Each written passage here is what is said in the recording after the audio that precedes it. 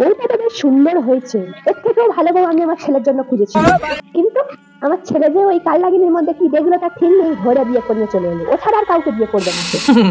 এই দেখো, দেখতে পাচ্ছ এই খানিকটা আমি সেই সুন্দরী বউয়ের জন্য কিনেছিলাম, কিন্তু এই যে কালনাগিনী এসছে এটা শুধু আবার জিনিস না, দুদিন আসতে না আসতে আমার ছেলেটার পরপর দিয়েছে, তেমনি ও কিচ্ছুটি আমি দিইনি, যেটুকু বাপের বাড়ি থেকে এনেছে সেইটুকু, তাছাড়া ওর কিচ্ছু আমি দিইনি, দুগুনি ওর কিচ্ছু দুগুনি। কি বলবো গো দিদি, আমার ছেলেটা দুদিন আসতে না আসতে আমার ছেলেটাকে আমার থেকে পর করে দিয়েছে।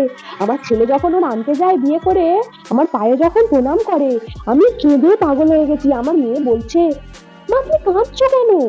আমি তখন বললাম, তোর ছেলে হোক, তোর ছেলে যখন বউ আনতে যাবে দেখবি তুইও চোখে তখন জল পড়বে।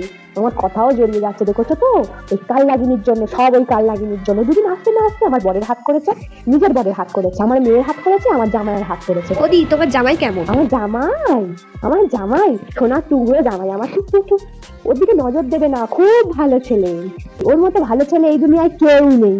আমার মেয়ের কথায় উঠবে বসবে, আমার মেয়ে যেটা বলবে সেইটা করবে, ওরম জামাই কারোর হবে না। আর তোমার ছেলে?